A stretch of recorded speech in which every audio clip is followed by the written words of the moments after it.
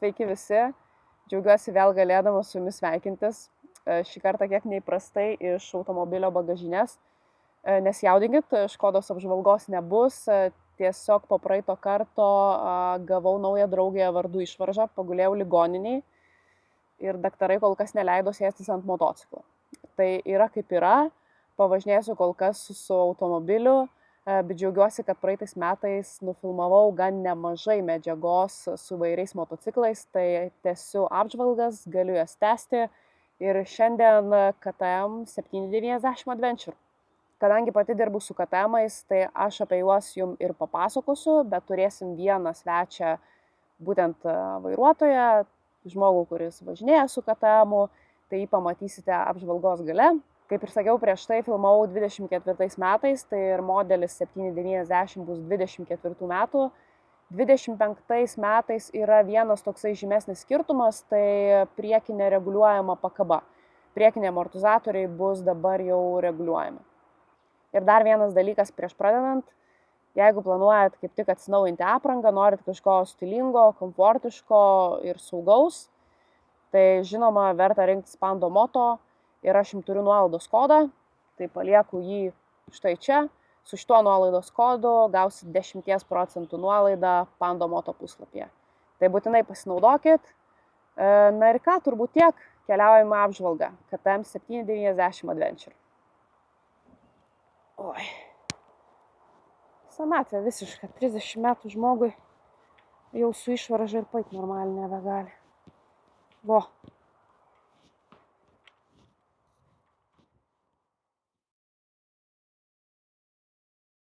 Motociklo kubatūras 799, 94 arklio galios arba 70 kW, taigi jį drąsiai galima perdaryti A2 kategorijai. Sukimo momentas 87 Nm, tai turbūt pakankamai nemažai. Tai yra 2 cilindrų eilėje variklis. Sveria šitas motociklas 199 kg, čia yra sausas svoris su tepalais 203, nu ir tada jau pridėkit bagą, o bagas yra nemažas, 20 litrų, 3 litrai rezervas, suvartoja kuro sąnaudos 4,2, taigi su baku jūs nuvažiuosite tikrai nemažą atstumą. Kaip ir visose KTM-ose sudėta White Power pakaba, būtent Apex pakaba ant šito modelio 200 mm eigos, tai manau tikrai pakanka, kad važiuotumėt komfortiškai ir stabiliai tiek ant asfalto, tiek bekelėje. Standartinėje komplektacijoje jau turime stipinuotus ratus 18 ir 21, uždėtos Pirelli Scorpion STR padangos. Tokiom padangom jūs stabiliai jausitės tiek ir ant asfalto, tiek išvažiavę kažkur į lengvą bekelę, aišku, ne į purvynus, bet lengvai, va tokiai bekeliai, miško keliukam, žvirkeliukam, pievutėm tikrai bus sočiai. Sudėti KTM stabdžiai, kurie veikia tikrai be priekaištų. Priekyje turime 320 mm skersmens diskus, gale 260. Kuo jis skiriasi nuo senojo 790, tai yra faceliftinis modelis, yra pakeisti plastikai, pagerinta aerodinamika, stikliukas pakeistas, naujas TFT skydelis uždėtas, taip pat išspręstos variklio problemos, buvo šiek tiek su sankabos tepimų problemų, jos yra dabar išspręstos, taip pat Euro 5 naujas standartas. Taigi tai nėra tas pats motociklas, jis yra patobulintas, jisai yra dabar panašus į 890, tai kuo skiriasi jisai nuo to savo didžiojo brolio, tai šitas renkamas yra Kinijoje, tas yra austriškas, gale žinoma, kubatūra, pakaba šiaip yra tokia pati, tik tai šiame modelyje priekyje amortizatoriai nesireguliuoja, reguliuojasi tik tai gale. Tačiau jums spręsti, ar verta mokėti daugiau, ar pilnai užteks ir šio motociklo. Taigi, kas įeina į standartinę komplektaciją, tai antipraslydimo sistema, kuri reguliuoja ne tik tai galinį ratą, tačiau ir posvirio kampą, kad per daug užgazavę neperkeltumėte motociklo. Yra ABS sistema, yra keli variklio galios režimai, tai street, jisai toksai agresyviausias, lietaus režimas, motociklas pasidaro tikrai labai švelnus ir atsargus, ir offroadas. Dar galite papildomai įsigyti rally režimą, apie jį truputį vėliau. Kas dar eina į standartinę komplektaciją, LED žibintai, dienos šviesos, LEDas tarp kitko ir priekį, ir gale, ir posūkiai taip pat yra LEDas. Priekyje turime uždėtą demperį saugesniam važiavimui, labai prideda stabilumo, ypač greit įsibėgėjant, arba jeigu netyčia truputį iškeliat motociklą aukštyn. Elektroninis akceleratorius, praslystanti sankaba. Ką galite papildomai įsigyti? Tai galite pirkti iš karto visą tech paką, į kurį eina quickshifteris, kur galite pavaras junginėti tiek aukštyn, tiek žemyn, be sankabos. Rally režimas, tai dabar greitai apie jį papasakosiu. Rally režime galit valdyti kelias padėtis, galite valdyti gazo jautrumą, ABS atjungti, galite visiškai išjungti antipraslydimą arba galite jį reguliuoti. Tai čia toksai irgi KTM perliukas, deimančiukas. Jūs galit reguliuoti KTM slydimo kampą. Tai reiškia, važiuosit žvyrkeliu, staigiai stabdysit, matot posūkis, atsukot gazą ir motociklas slys tokiu kampu, kokiu jūs jam leisite slysti. Tai reiškia, galit gazą, kad ir atsukti pilnai, bet jisai pats pasireguliuos taip, kad neišlėktų iš po jūsų ir neatsidurtumėt ant žemės. Tas dalykas yra be galo smagus, aš pati jį išbandžiau.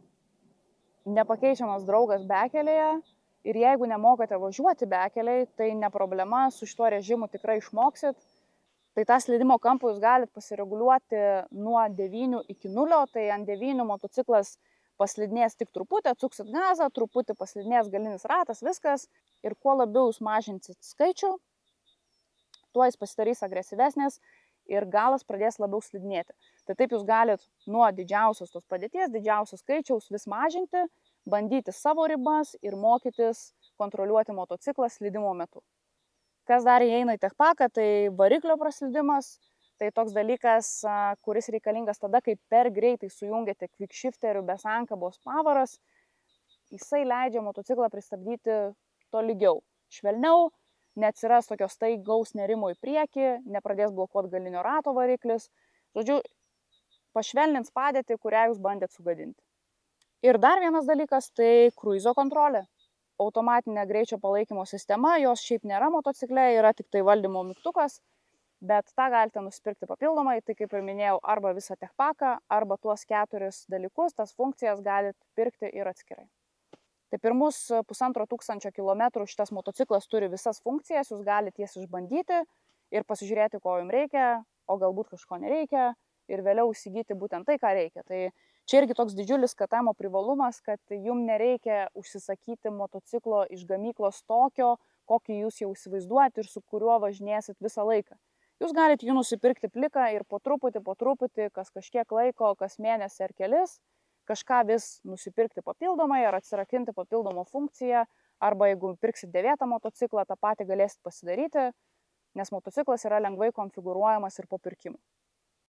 Pasiėmiau visiškai nuo 0 motociklą, jisai nebuvo pravažiavęs ne 1 kilometro, tai išvažiavau iš karto į gatves, į kelią patestuoti jo. Pirmuose kilometruose jau išbandžiau stabdžius, nors jie dar net nebuvo normaliai aptrinti, bet mašina staigiai stabdė ir be posūkio signalo suko į kairę.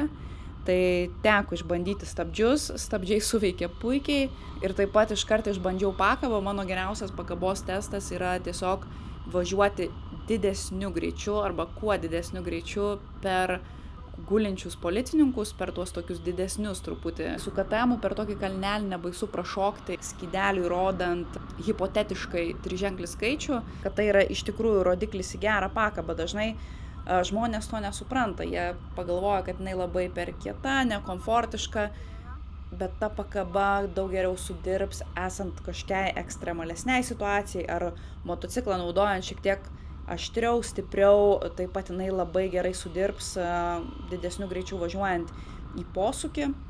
Kuo pakaba minkštesnė, tuo bus patogiau važiuoti smulkiais nelygumais, asfaltu, bet tuo sudėtingiau bus motociklą suvaldyti kažkur bekeliai, kažkur, kur yra didelės duobės, ar tuose pačiuose posūkiuose didesniu greičiu. Tai čia yra viena iš KTM turbūt stiprybių ir šito motociklo stiprybių. Tai yra gera white powerio pakaba, tai jaučiasi išbandant motociklą šiek tiek pikčiau važiuojant, sakykim taip. Dar vienas didžiulis KTM pliusas, tai kuo jis iš tikrųjų išsiskiria iš kitų motociklų gamintojų, tai yra bakas, kuro bakas apačioje. Tai visiškai pakeičia motociklo svorio centrą. Ta jūs galite jausti net nevažiuodami, o tiesiog nukeldami motociklą nuo kojelės ir pabandydami truputį pastumti į priekį atgal, jaučiasi, kaip lengvai jūs tą galite padaryti. Motociklas nesiblaško į vieną ar kitą pusę, daug lengviau yra jį vesti. Tas yra pliusas žemesniem žmonėm arba smulkesniem žmonėm, taip pat moterim. Ta motociklą yra tikrai lengviau valdyti tiek, tarkim, riedant, stumant, tiek važiuojant. Važiuojant tas dalykas irgi labai jaučiasi, ypač jaučiasi bekeliai, kur reikia motociklą kažkaip staigiau ar pasukti, ar pakreipti, apvažiuoti kokią nors kliūtį ant nestabilaus paviršiaus. Tas iškart labai stipriai jaučiasi. Tai va tie du didžiuliai privalumai - PKB KTM ir žemo svorio centras. Motociklą labai lengva valdyti, nesijaučia jo tikrojo svorio. Atrodo, kad motociklas yra daug lengvesnis. Tai apie stabdžius jau pasakiau, viskas veikia puikiai, nors tai nėra Brembo sistema, bet KTM stabdžiai tikrai puikiai veikia, nenuvylė nei vienoje situacijoje, pravažiavau su motociklu kelis šimtus kilometrų. Kas dar yra smagu su KTM, svorio ir galios santykis yra tikrai labai geras, motociklas yra labai aštrus. Žinoma, ne visiems tas patinka, bet kam patinka važiuoti pikčiau, aštriau, kam patinka, kai motociklas šoka iš vietos. Jisai yra labai reaktyvus, greitai reaguoja į jūsų veiksmus, į gazą. Tokiem žmonėm tikrai patiks KTM ir KTM programavimas. Dauguma sako, kad KTM yra nepatikimi motociklai, tiesiog jos reikia labiau prižiūrėti. Tikrai jie yra neatlaidūs tiem, kas neprižiūrit savo motociklo. Jeigu važiuojat bekelio, o dažniausiai taip ir būna, žmonės pamiršta, kad reikia prižiūrėti tokius dalykus kaip oro filtras, ten būna dažnai smėlio ir prasideda visokios problemos. Todėl ir kyla visokių klausimų perkant KTM, ar tikrai jisai patikimas, ar tikrai jisai ilgai važiuos. Būtinai nepamirškit prižiūrėti motociklo pagal manualą ir netgi dažniau pakeisti tepalus, pasižiūrėti oro filtrą, įdėti vadinamą prefilterį, plaunamą oro filtrą tam, kad nesusidurtumėt su tokiomis bėdomis. Sėdėsena pas KTM taip pat yra labiau tokia sportiškesnė, jinai nėra pati komfortiškiausia, atsisėdus ant motociklo tu jautiesi taip, kad tas motociklas yra sukurtas sportiškesniam važiavimui. Tai dar kartą pasikartosiu, jis tikrai nėra pats komfortiškiausias, tą galima pataisyti truputį pasikoregavus ergonomiką, tarkim pakeitus sėdynę į minkštesnę, truputį galbūt pasikėlus vairą ar pasistumdžius jį pirmyn atgal, ką lengvai galit padaryti. Pasikoregavus truputį visą ergonomiką, galit tikrai, manau, be problemų nuvažiuoti po kelis šimtus kilometrų per dieną. Quickshifteris veikia puikiai, dauguma žmonių gyrė KTM quickshifteriais, tikrai gerai veikia tiek aukštyn, tiek žemyn. Kas šiaip labiausiai man patinka iš papildomų opcijų, tai yra rally režimas. Kai pasirenkat rally režimą, skydelis pasikeičia, galit mygtuko paspaudimu lengvai koreguoti slydimo kampą. Pas kitus gamintojus dažniausiai galit išjungti arba jungti trekšiną, arba pasirinkti jo stiprumą. Pas KTM tu renkiesi kampą. Tai yra visiškai kitokia funkcija. Naudodamas ją tu gali išmokti valdyti motociklą, slysti, visą laiką labai laisvai jausdavosi posūkyje, atleki, duodi per stabdį, motociklas pradeda slysti, tada gazu ir taip gražiai, kaip koks profesionalas iš Dakaro ralio, praslydai posūkį šonu, įsivaizduoji, kad esi super vairuotojas, nuvažiavai toliau. Ir nebaisu sudaužyti motociklą, nebaisu susitraumuoti, išlėkti kažkur iš posūkio, nes viską jums padės padaryti KTM funkcija. Taip pat galit gazo rankeną pasikoreguoti, ar jinai truputį jautresnė, ar mažiau jautri, pagal savo poreikius. Aukštesniems žmonėms, aišku, reikėtų šiek tiek aukštesnio stiklo. Šis man per žemas, mano ūgis yra 1,83 m, tai man jis yra žemokas, man iš tikrųjų vėjas kala tiesiai į kaktą.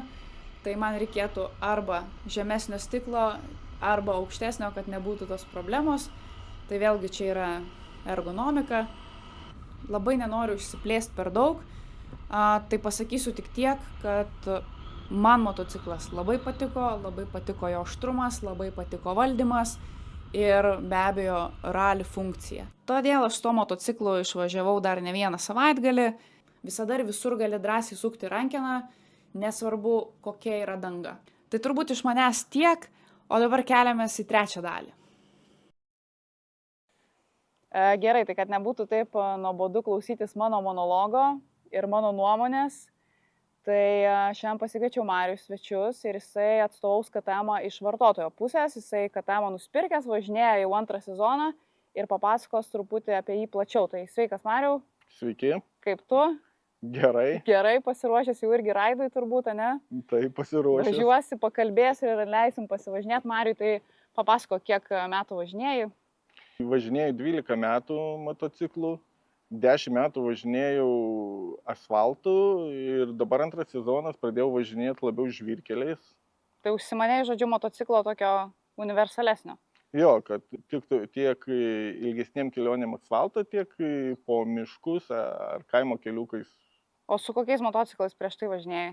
Su Chopperiu, Honda Shadow, važinėjau su Adventure'u VFR Honda, bet jis labiau irgi asfaltinis. Tada po miestą turėjau banditą nusipirkęs. Ir po bandito jau atėjo eilė KTM-ai. Tai sakyčiau, tokie gan skirtingi motociklai, ne, pas tave buvo? Čia tie, su kuriais važinėjau daugiau, nes tarpuose dar buvo visokių kitokių ekskliuzyv modelių, bet su jais ten keli šimtai kilometrų nuvažiuota, tai parduota. Nu, supratau. Kaip nusprendėjai, kad KTM, noriu KTM, kažkaip sugalvojai, draugai parekomendavo? Gal iš interneto aš apžvalgų labiausiai ir jau nuo seno aš jo norėjau, tik tai žiūrėjau iš pradžių į tą didelį adventurį, bandžiau jį kažkada, pasirodė jis man gan per sunkus, ypač jeigu važiuoti žvyru, nes bandžiau iš karto ir žvyru, kaip patarė konsultantas. Pamačiau, kad išėjo atnaujinimas 790 kaip tik, į svoris 200 kg optimalu man. Nusprendėjai pabandyti, ne? Nusprendžiau pabandyti. Atvažiavai pas mus, pasibandėjai, kaip įspūdžiai pirmi patiko turbūt?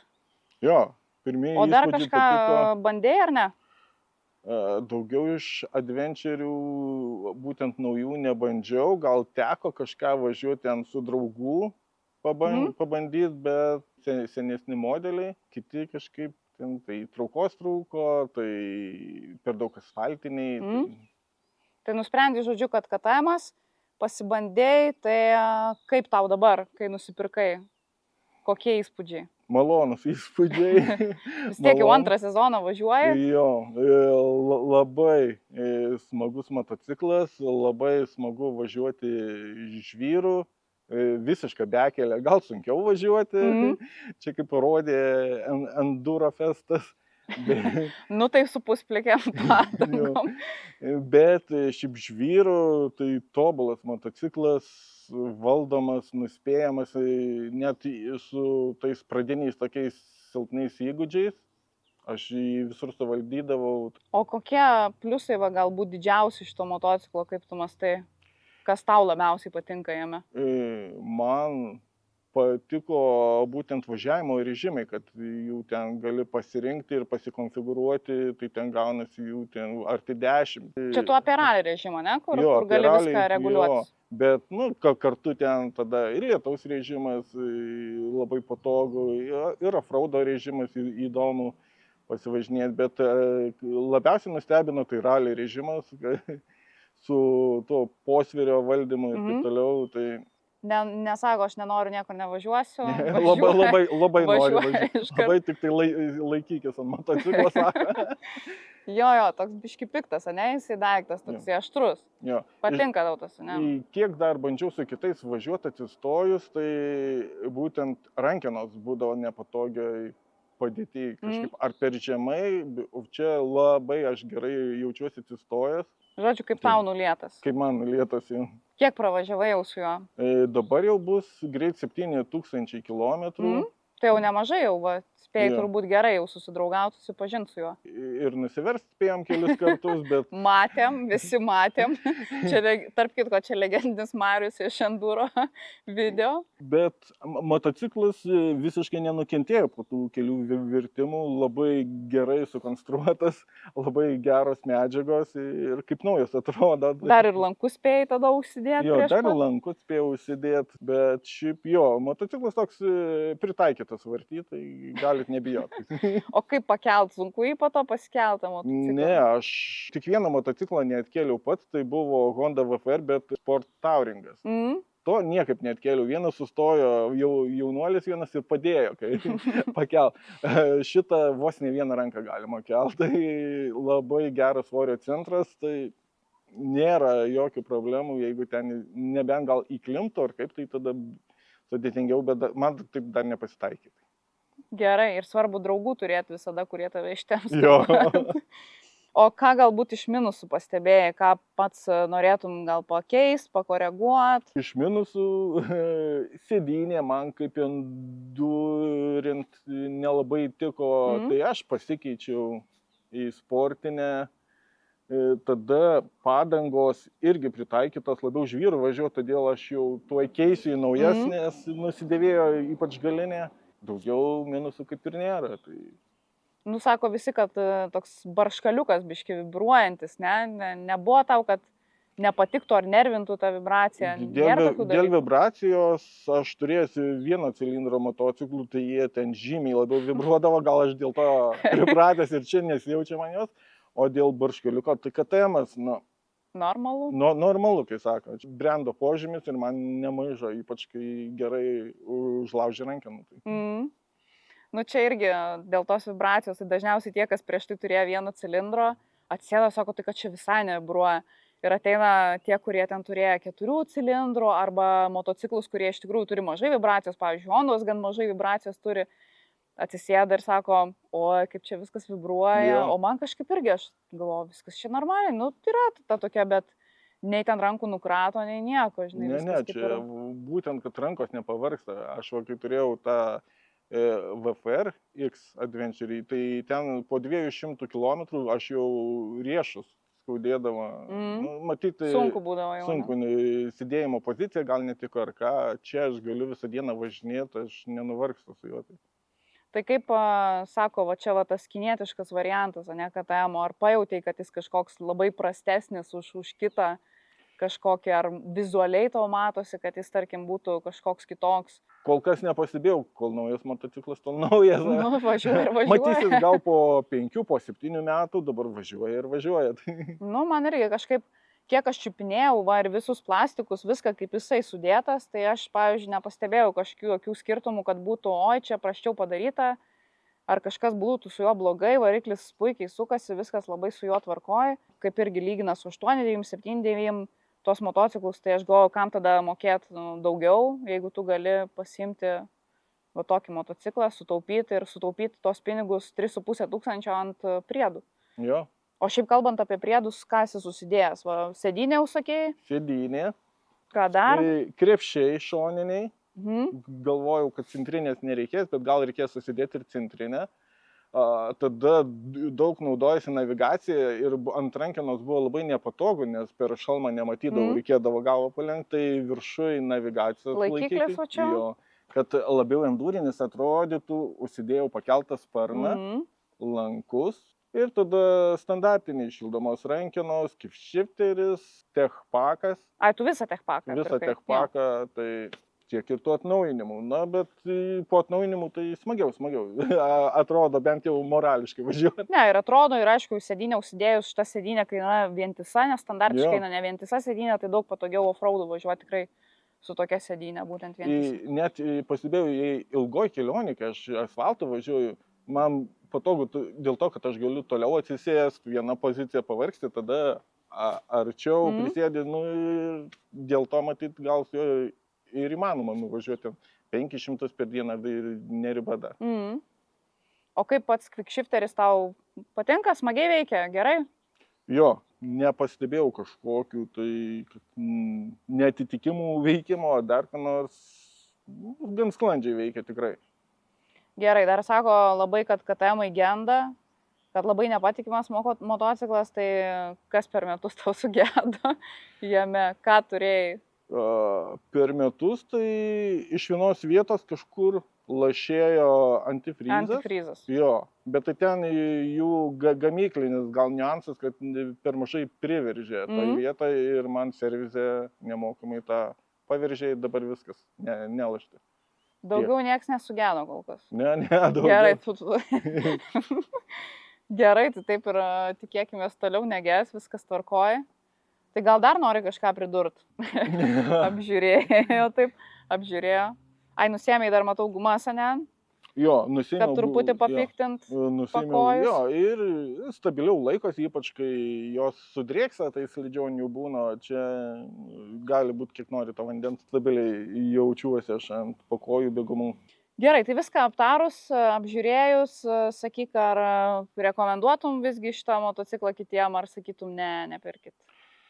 Jeigu mėgstat labiau pasigrūt, kaip sakoma, žvyrkeliais, miškais, tikrai vertas to variantas. Asfaltų važiuot, sakau, gal truputį padangos per minkštos, per greitai nusidėvi, bet asfaltų važiuot irgi malonu, nes jis irgi greičio turi ir į posakius labai nuspėjamai virsta. Šiaip maloniausia su juo važiuoti žvyrkeliais ir ten miškais, jeigu mėgstat, tai tikrai geras variantas. Žodžiu, jeigu norit universalaus daikto, tai rekomenduotum žmogui tokį daiktą. Ir jeigu norit važinėti nuo kovo 1 iki lapkričio 30, nes aš tiek ir važinėjau. Aš važinau, kad tu tai tikrai važinėjai, nes jau čia buvai gal vos ne pirmas klientas, kuris pavasarį atvažiavo, dar čia pusiau sniegas, nieks net negalvoja, nieks neapsidraudęs ir Marius atvažiuoja, o sveiki, čia aš atvažiavau. Ne, tai aš atidariau sezoną kovo 1 ir galvoju, atidaręs gal dar varysi į garažą, pamiegoti iki balandžio, bet ne. Po to nusprendžiau, kad į darbą kiekvieną dieną ir taip toliau. Tai... Nu ir daug greičiau, aišku, per kamščius, žinai, visą kitą. Ja. Nu gerai, tai ką, tai ačiū tau, kad sutikai šiandien sudalyvauti, tikiuosi jums naudos buvo iš mūsų šito pokalbio. Jeigu ką, visą laiką galit kreiptis, atvažiuoti pasitestuoti, tokį turim šiais metais testam. O tau, Marius, sakau tada ačiū ir tau smagaus pasivažinėjimo, matau, draugai laukia. Dėkui, tai paleisiu tave. Lėksim vėl kažkur ratelį. Gerai, tai ką, ačiū, kad žiūrėjot. Su mumis buvo Marius šiandien. Ir iki kitų turbūt susimatymų ir testų. Parašykit būtinai, ką nori toliau matyti. Iki. Čiau. Nu, ar sunku buvo? Nu, kažkaip, matai, rišlumo vis tiek trūko. Ai, viskas gerai. Tai kad tu, matai, tu be reikalo visiškai jaudinės.